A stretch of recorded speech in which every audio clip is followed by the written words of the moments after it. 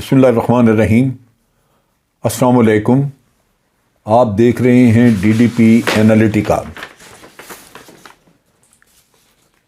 مجھے یاد ہے کہ یونائٹڈ نیشن کی جنرل اسمبلی میں آج سے کچھ سال پہلے نواز شریف صاحب نے تقریر کی تھی جب انہوں نے کلبھوشن کا نام نہ لیا، غالباً 2016 تھا،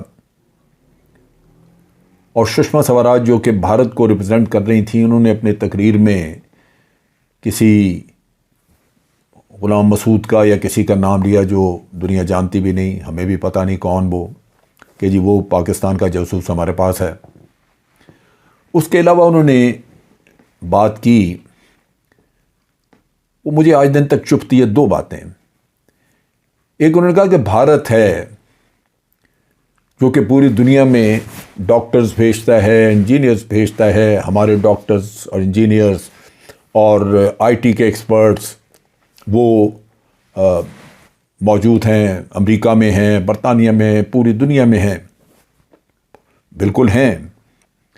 پاکستان کو انہوں نے کہا کہ اس کے مقابلے میں پاکستان ٹیررزم ایکسپورٹ کرتا ہے۔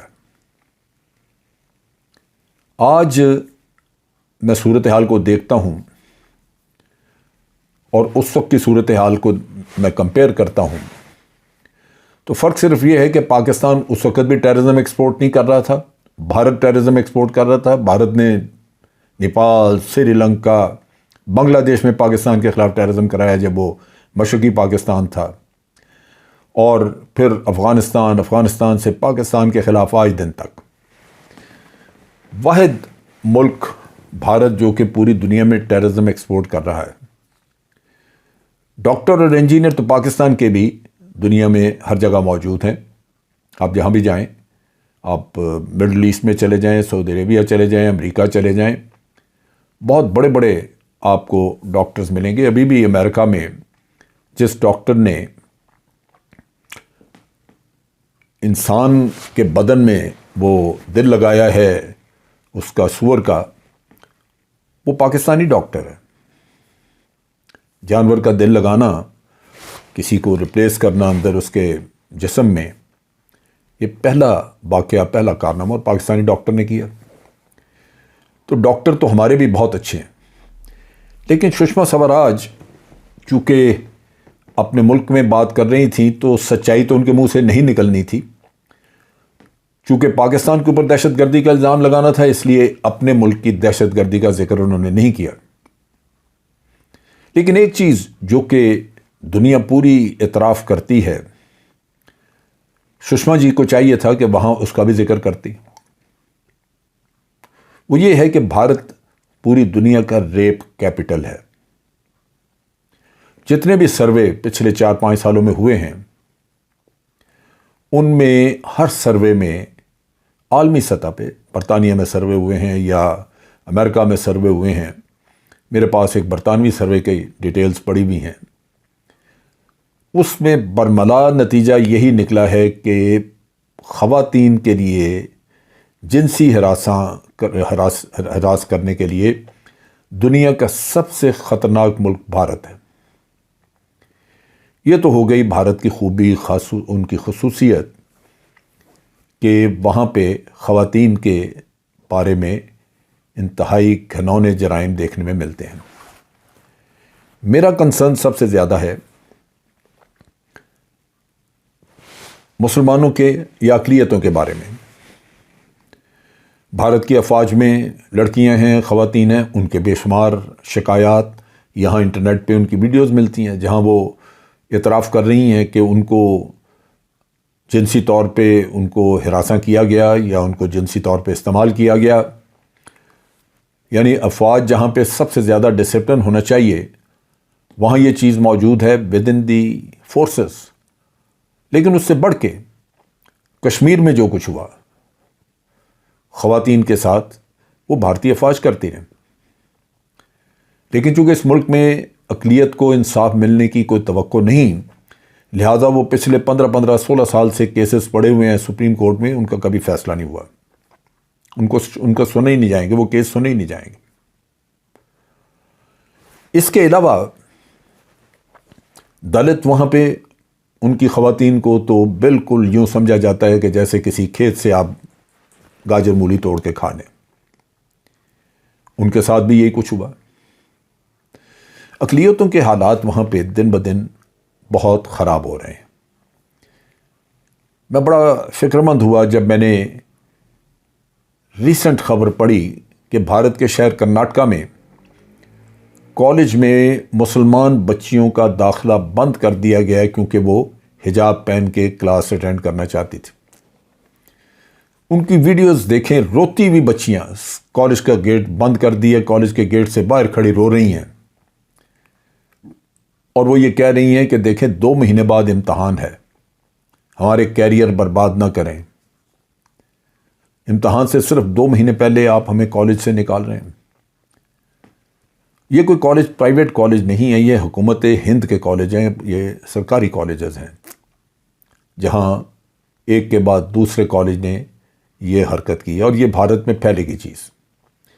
اب جو دیکھنے والے انہوں نے یہ بتایا ہے کہ اس کالج میں سیفرون کپڑوں میں ایک ہندو جماعت یعنی بی جے پی کے لوگ آئے، اور انہوں نے آ کے کالج میں یہ اعلان کیا اور کالج کی ایڈمنسٹریشن کو بتایا کہ یہاں پہ کسی بھی حجاب والی مسلمان لڑکی کو آپ اندر مت آنے دیں۔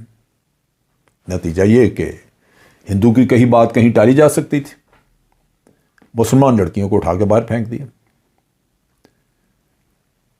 یہ تو حال ہے وہاں پہ اقلیتوں کا۔ دوسری طرف آپ کو یاد ہوگا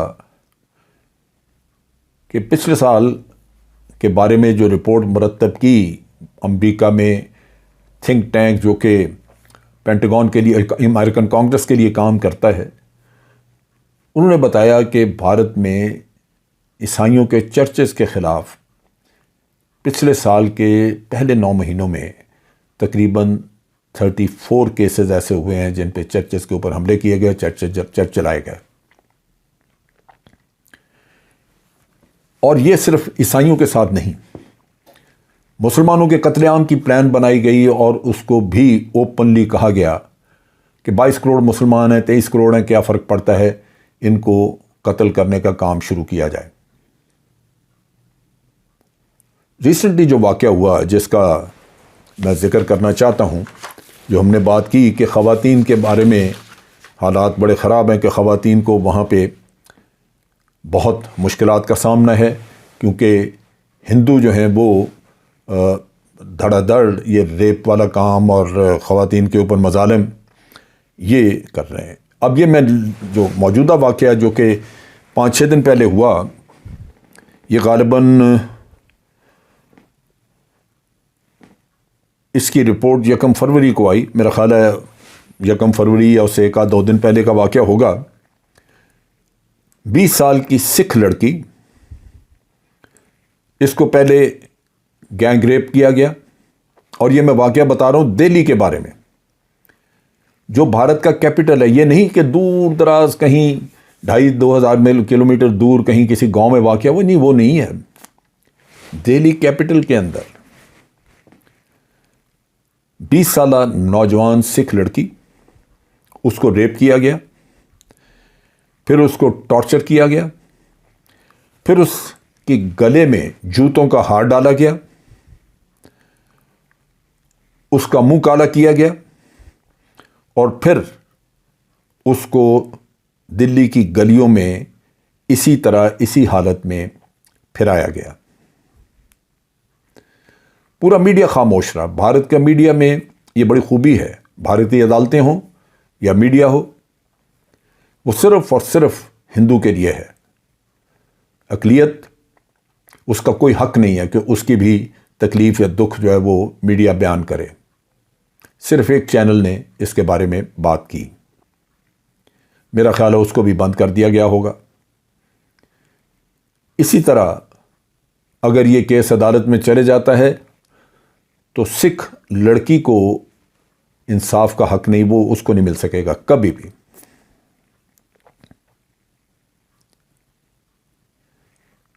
حکومت ہند نے، جو کہ بی جے پی کی گورنمنٹ ہے، RSS کے لوگ ہیں، انہوں نے اس قصے کو بجائے اس کے کہ لوگوں کو پکڑتے سزائیں ہوتی، اس کو دبانے کی کوشش کی، چھپانے کی کوشش کی، اور یہ بھی کوشش کی کہ عوام کو اس لڑکی کے مذہب کا پتہ نہ لگے کہ یہ سکھ کمیونٹی سے ہے۔ آپ سوچئے اس سے بڑا ظلم اور کیا ہو سکتا ہے؟ آج وہاں پہ اگر اقلیتوں میں سے کوئی لوگ احتجاج کرتے نظر آ جائیں تو بھارتی ہندو اور پولیس یہ مل کے اس کے اوپر حملہ آور ہوتے ہیں۔ ان کو جینے کا حق نہیں وہاں پہ۔ اب یہاں سوچنے کی بات یہ ہے کہ ان اقلیتوں کو کیا کرنا ہوگا۔ سکھ لڑکی کے ساتھ ہوا، سکھ پہلے ہی اپنے لیے ایک علیحدہ وطن خالصتان مانگ رہے ہیں۔ ایسے واقعات دیکھ کے ان کی ریزالو اور زیادہ مضبوط ہوگی، ان کو لازماً یہ موٹیویشن ہوگی کہ وہ اپنی عورتوں کی عزت بچانے کے لیے اپنے لیے الگ وطن بنائیں اور اس کے لیے پہلے سے زیادہ کوششیں کریں، کوششوں کو تیز تر کر دیں۔ سکھ تقریباً کو 4 کروڑ کے قریب ہے، لیکن مسلمان تو 22-23 کروڑ ہیں، عیسائی بھی بہت تھوڑے ہیں۔ عیسائیوں کے خلاف اگر جرائم جاری رہے تو مغربی دنیا چونکہ عیسائی ملک ہیں، وہ بھارت کو آڑے ہاتھوں لیں گے اور ان کو روکنے پڑیں گے۔ لیکن اسلامی دنیا خاموش ہے، سوئی ہوئی ہے۔ اپنے حقوق کے لیے بھارتی مسلمانوں کو خود اٹھنا ہوگا۔ اگر بھارتی حکومت آپ کو حقوق آپ کے دیتی ہے، آپ کے جان و مال کا تحفظ کرتی ہے جو اس کا فرض ہے، آپ کے ساتھ کوئی برا سلوک ایسا نہیں ہوتا جیسے کہ حجاب پہننے والی لڑکیوں کو داخلہ نہیں دیا جا رہا، آپ کا حق ہے کہ آپ کالجوں میں تعلیم حاصل کریں، اسکولوں میں حاصل کریں، کسی کا کوئی رائٹ نہیں ہے کہ وہ آپ کو یہ کہے کہ آپ نے یہ کیوں پہنا ہے، وہ کیوں پہنا ہے۔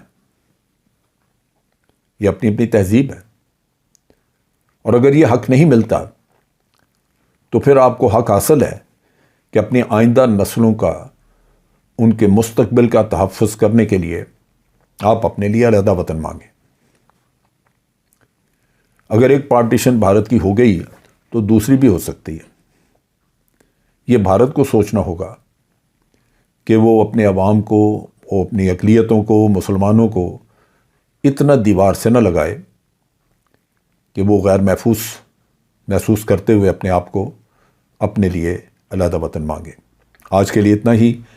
افواج پاکستان زندہ باد، پاکستان پائندہ باد۔